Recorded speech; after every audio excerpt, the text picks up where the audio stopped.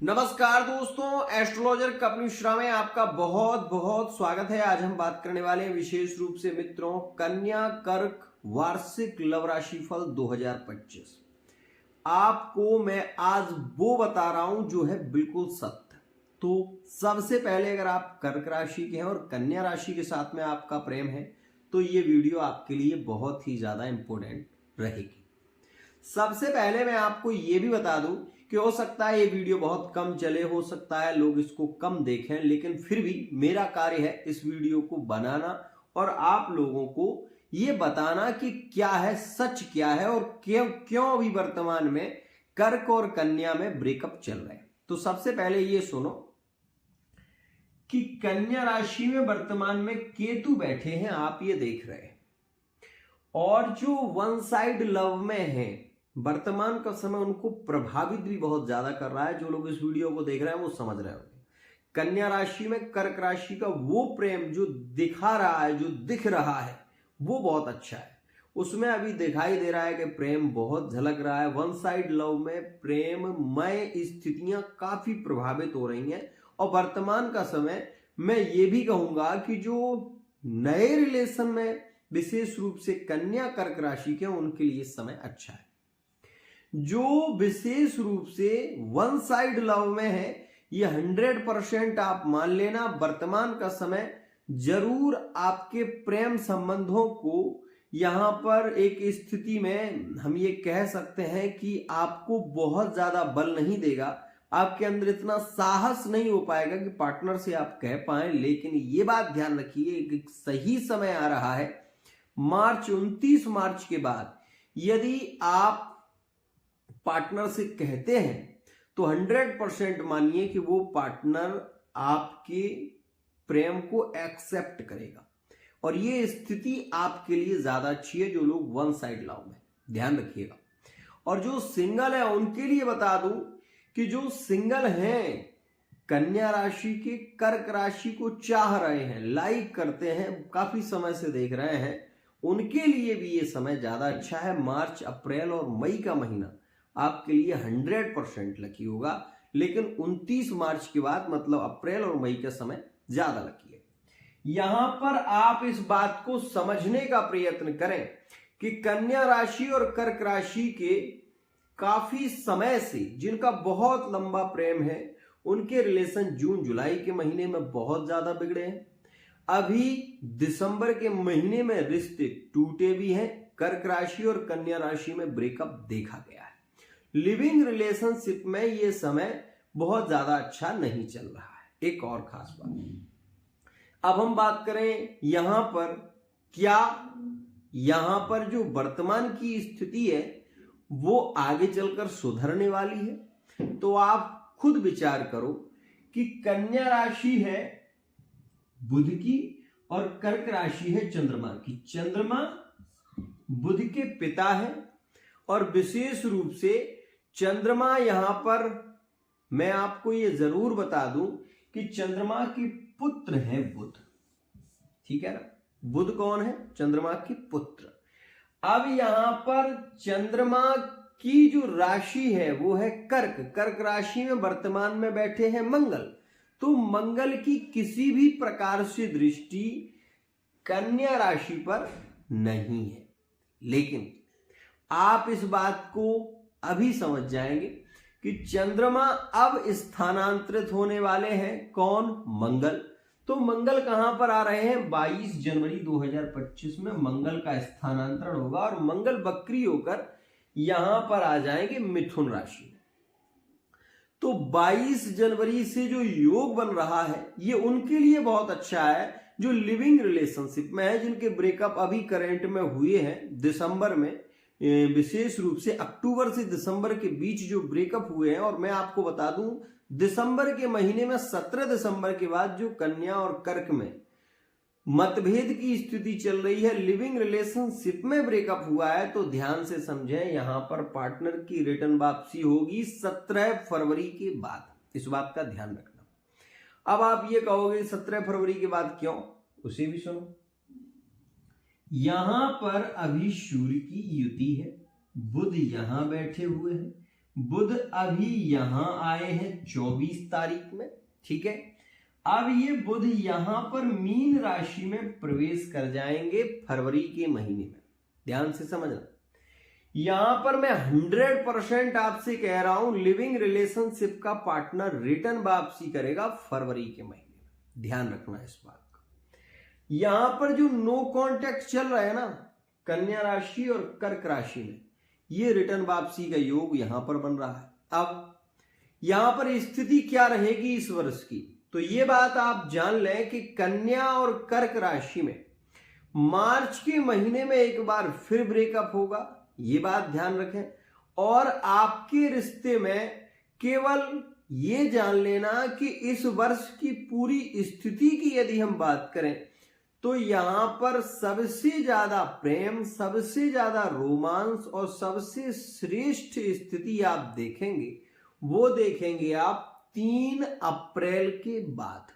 अब ये सोचोगे क्यों, तो वो भी बता देता हूं। जब यहां पर शनि आएंगे, ठीक है ना, जब यहां पर शनि आएंगे तो शनि की स्वतंत्र दृष्टि कन्या राशि पर होगी, ठीक है ना। अब यहां पर जब स्वतंत्र दृष्टि शनि की होगी तो आप ये जाने कि शनि के मित्र भी हैं बुध, ठीक है। और कर्क राशि पर, यहां पर जो कर्क राशि है ये चंद्रमा की राशि है, तो यहां पर मैं आपको बता दूं कि जो प्रेम की स्थितियां पॉजिटिव इसलिए होंगी क्योंकि मिथुन राशि में बुध का प्रवेश होगा। तो लव मैरिज के योग जो बनेंगे वो 18 मई के बाद बनेंगे। लिविंग रिलेशनशिप की स्थितियों में अभी ब्रेकअप और कैचअप के योग चलेंगे, लेकिन मार्च के महीने की 29 तारीख के बाद आप ये देखेंगे कि प्रेम में लव मैरिज की जो स्थितियां हैं वो 100% फाइनल होने वाली हैं। और विवाह का योग जो बनेगा वो आप देखेंगे कि जून जुलाई के महीने के बाद अक्टूबर, नवंबर और दिसंबर में आपके विवाह होने वाले हैं, ये बात जानिएगा। तो यहां पर ये तो हमने बात कर ली उनकी जो लिविंग रिलेशनशिप में है। अब बात करते हैं मैरिड लाइफ की। तो सुनिए, मैरिड लाइफ के लिए ये चंद्रमा है, इसमें अभी मंगल है। अभी मैरिड लाइफ में संतान की स्थितियों की यदि हम बात करें तो वर्तमान में उतनी अच्छी स्थिति नहीं। संतान को लेकर चिंता वर्तमान में रहेगी, रोग ऋण की स्थितियां पीड़ित करेंगी, कर्जा लेना पड़ सकता है, पारिवारिक स्थितियों में कलह देखने को मिलेगा और कन्या और कर्क के वर्तमान के समय में विवाद भी हो रहे हैं। पारिवारिक मामलों के कारण आप दोनों के रिश्ते बिगड़ भी रहे हैं, ये भी जानिएगा। और आपको ये भी बता दूं कि कन्या और कर्क में जो स्थितियां हैं वो वर्तमान के समय में काफी नेगेटिव चल रही हैं। पारिवारिक स्थितियों के कारण यहां पर कलहपूर्ण स्थिति देखी जा रही है। शनि की ढैया भी यहां पर समाप्त कर्क राशि से होने वाली है। एक बहुत बड़ी खुशखबरी है, जो लोग मैरिड लाइफ में हैं उनके लिए ये समय काफी लकी साबित होगा। 29 मार्च से लेकर और पूरा ये वर्ष आपके लिए लकी है।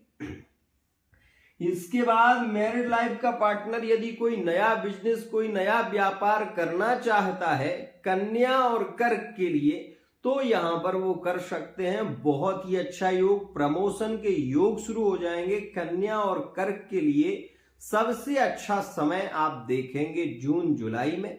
उसके बाद मैं आपको बता दूं अगस्त और सितंबर में आप फिर विवादित स्थितियों को देखेंगे और पार्टनर की इच्छाएं ज्यादा बढ़ेंगी, घूमने फिरने की मन की स्थितियां प्रभावित होंगी। मैरिड लाइफ में ये तो देखा ही जाता है कि कन्या और कर्क के रिलेशन में प्रेम भरपूर रहेगा, इस बात का ध्यान दें। पूरा वर्ष आपके लिए है तो लकी, लेकिन पारिवारिक जिम्मेदारियां जो हैं वो बार बार आपको पीड़ित करती रहेंगी। इस वर्ष की पूरी दृष्टि की यदि हम बात करें तो अब आपको केतु से मुक्ति मिलने वाली है, तो ये आपके लिए ज्यादा अच्छा है। 18 मई के बाद कर्क और कन्या का प्रेम मैरिड लाइफ में काफी पॉजिटिव होगा। संतान के योग वर्तमान के समय में 22 जनवरी से प्रारंभ हो रहे हैं। यदि आप संतान की प्लानिंग कर रहे हैं तो ये समय आपके लिए ज्यादा लकी है। वह आपके लिए 7 अप्रैल तक बहुत अच्छा समय है। उसके बाद जो समय होगा वो आपको फिर पीड़ित कर सकता है। तो यहां पर इस बात का भी ध्यान दें कि कर्ज से बचने की कोशिश करें। और केतु जब स्थानांतरण कर देंगे तो आपको 100% मैं कह रहा हूं कि कर्ज से आप मुक्ति प्राप्त करेंगे। आपके जॉब के योग भी यहां पर फाइनल होते हुए नजर आएंगे। कन्या और कर्क के लिए सबसे अच्छा समय है जून और जुलाई का, ध्यान रखना सबसे लकी साबित होगा। प्रमोशन होने के चांस इसमें ज्यादा रहेंगे। कन्या और कर्क के लिए ये ज्यादा अच्छा समय रहेगा जून जुलाई का।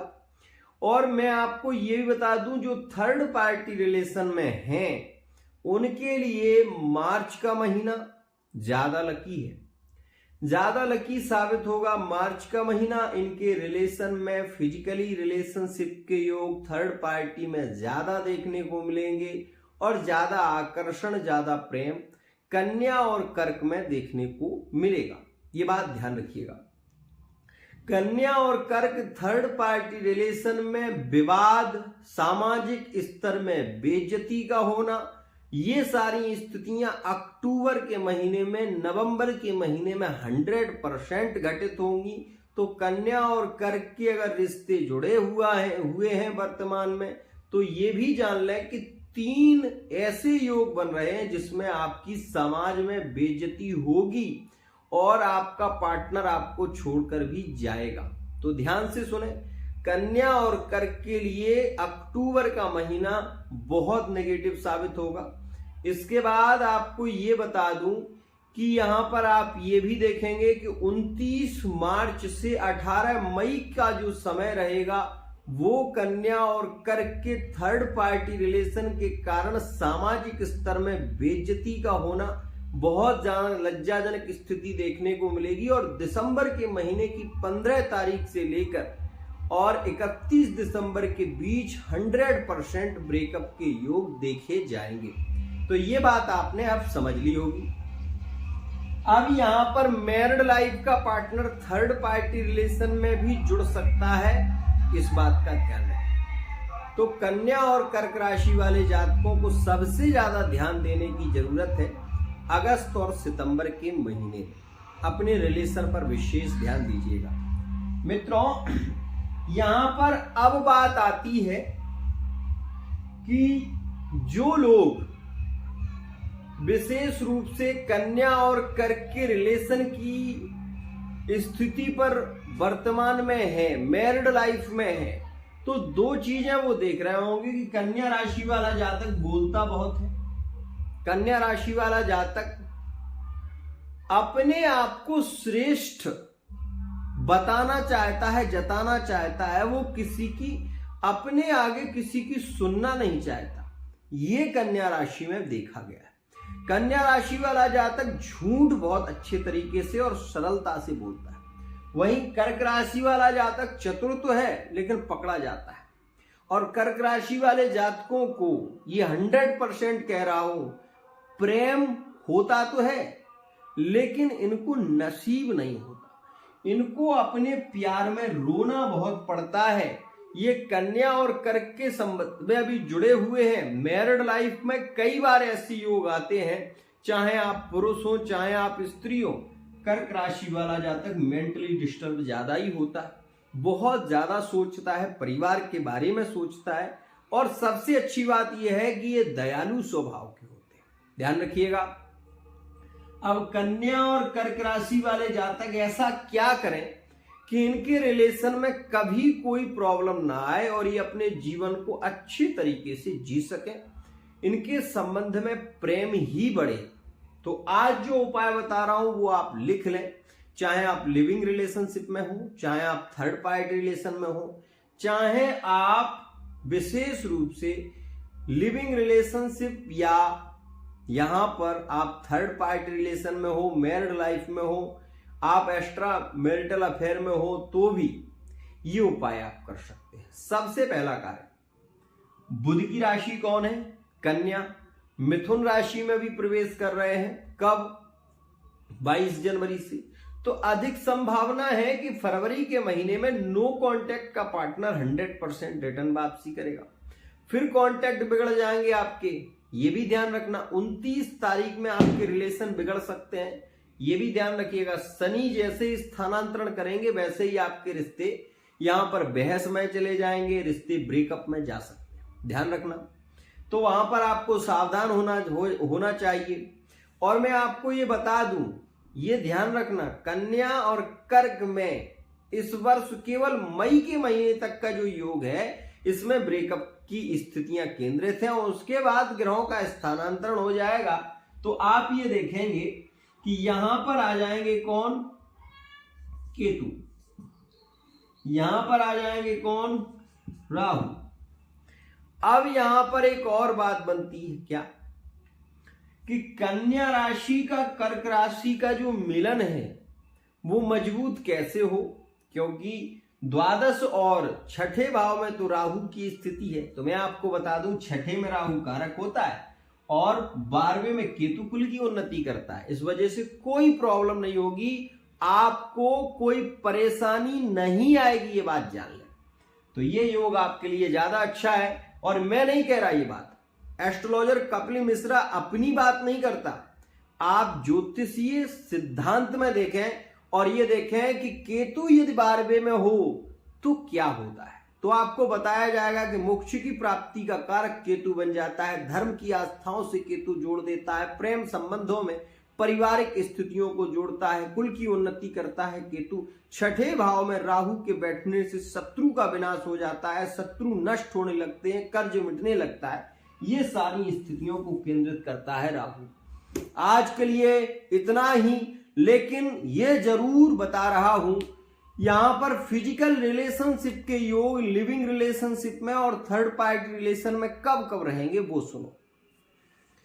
लिविंग रिलेशनशिप में फिजिकल रिलेशनशिप का योग फरवरी के महीने में होगा और मार्च में फिर ब्रेकअप होगा, ध्यान से समझना। इसके बाद मई के महीने में जब राहु का स्थानांतरण हो जाएगा, उसके बाद आपके लिए जो समय आएगा मई का वो अच्छा है। उसके बाद जो समय रहेगा जून का वो भी आपके लिए लकी होगा। लेकिन जुलाई के महीने में ये बात ध्यान देना, आपके फिजिकल रिलेशनशिप होंगे और फिर आपका ब्रेकअप आगे हो जाएगा। फिर उसके बाद आपके रिलेशन धीरे धीरे चलेंगे और अक्टूबर तक बहुत अच्छे रहेंगे। अक्टूबर के महीने में आपका फिर ब्रेकअप होगा 17 अक्टूबर के बाद, और उसके बाद ये ब्रेकअप जैसे ही होगा फिर तुरंत कैचअप भी हो जाएगा, तो ब्रेकअप ज्यादा समय तक नहीं रहेगा। इसके बाद नवंबर के महीने में आपका फिर मनमुटाव होगा और फिर आपका ब्रेकअप हो जाएगा। तो ये स्थितियां आपकी केंद्रित रहेंगी लिविंग रिलेशनशिप में। थर्ड पार्टी रिलेशन में 3 बार फिजिकल रिलेशनशिप के मजबूत योग रहेंगे। अब ये आप लंबे समय तक भी रह सकते हैं, और आप यदि इनको केंद्रित अवस्था में करते हैं तो केंद्रित रह सकते हैं। तो मैं आपको बता दूं, कन्या कर्क के लिए सबसे अच्छा योग रहेगा मार्च के महीने में।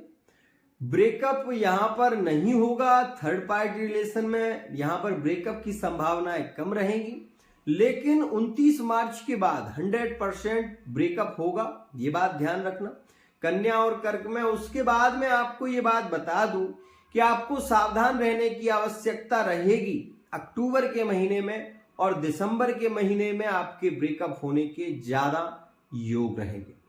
मित्रों, आज के लिए इतना ही। आशा करता हूं ये वीडियो आपको पसंद आया होगा, लेकिन फिजिकल रिलेशनशिप के बाद ही ब्रेकअप होगा, ये बात भी ध्यान रखना। तो आज के लिए इतना ही। आशा करता हूं ये वीडियो आपको बहुत पसंद आई होगी। वीडियो यदि पसंद आई है, चैनल को सब्सक्राइब करिएगा और वीडियो को ज्यादा से ज्यादा आप शेयर करिएगा। इससे आप ये भी जान पाएंगे कि मैं हर सिद्धांत पर एक वीडियो लेकर आने वाला हूं और जल्दी वो वीडियो आपको प्राप्त होगी। आज के लिए इतना ही। आशा करता हूं ये वीडियो आपको पसंद आएगा। राधे राधे।